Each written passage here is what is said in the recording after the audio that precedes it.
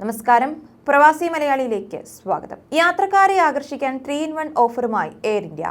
ദുബായിൽ നിന്ന് ഇന്ത്യയിലേക്ക് പറക്കാൻ വെറും 310 ദിർഹം. കൂടാതെ ഇക്കണോമി ക്ലാസ്സിൽ 40 കിലോയും ബിസിനസ് ക്ലാസ്സിൽ 50 കിലോയും സൗജന്യ ബാഗേജ് പരിധിയുമുണ്ട്. ഒരു തവണ യാത്രാ തീയതി സൗജന്യമായി മാറ്റാനും അവസരം. തിരുവനന്തപുരം, കൊച്ചി, കോഴിക്കോട്, കണ്ണൂർ ഉൾപ്പെടെ 9 സെക്ടറുകളിലേക്കാണ് ഈ നിരക്കിൽ യാത്ര ചെയ്യാനാവുക. അഹമ്മദാബാദ്, അമൃത്സർ, ബംഗളൂരു, ചെന്നൈ, ഡൽഹി, ഹൈദരാബാദ്, ഇൻഡോർ, ജയ്പൂർ, മുംബൈ എന്നിവയാണ് 310 ദിർഹത്തിന് ടിക്കറ്റ് ലഭിക്കുന്ന മറ്റ് സെക്ടറുകൾ. ലക്നൌവിലേക്ക് 330 ദിർഹവും ഗോവയിലേക്ക് 540 ദിർഹവുമാണ് കുറഞ്ഞ നിരക്ക്.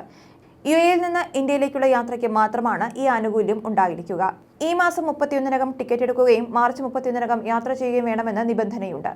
താൽപ്പര്യമുള്ളവർക്ക് എയർ ഇന്ത്യ ഓഫീസിൽ നേരിട്ട് ബന്ധപ്പെടാം.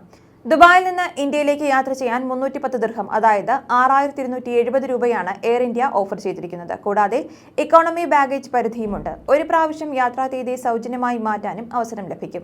അതേസമയം ക്യാബിൻ ക്രൂവിനോട് വിവേചനപരമായി പെരുമാറുന്നു എന്നാരോപിച്ച് air India express employees union അനിശ്ചിതകാല സമരവും പ്രഖ്യാപിച്ചിരിക്കുകയാണ്.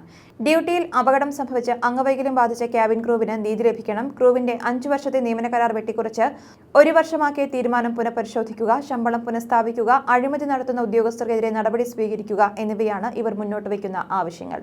ലേബർ കമ്മീഷൻ മുഖാന്തരം 9 തവണ മാനേജ്മെന്റിനെ കണ്ടെങ്കിലും തൊഴിലാളികളുടെ ആവശ്യങ്ങൾ അംഗീകരിക്കാൻ എയർ ഇന്ത്യ തയ്യാറായില്ല എന്നാണ് സൂചന.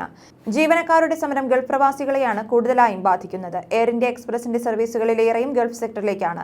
ഏകദേശം 300 ജീവനക്കാർ സമരത്തിൽ പങ്കെടുക്കും. 86-ലധികം വിമാന സർവീസുകളാണ് ഓരോ ആഴ്ചയും കേരളത്തിൽ നിന്ന് മറ്റു രാജ്യങ്ങളിലേക്ക് എയർ ഇന്ത്യ നടത്തുന്നത്. അനിശ്ചിതകാല സമര പരിപാടികളുമായി ജീവനക്കാർ മുന്നോട്ട് പോയാൽ കേരളത്തിലേക്കുള്ള അന്താരാഷ്ട്ര വിമാന സർവീസിനെ കാര്യമായി ബാധിക്കുമെന്നാണ് സൂചന. ന്യൂസ് ഡെസ്ക്, പ്രവാസി മലയാളി.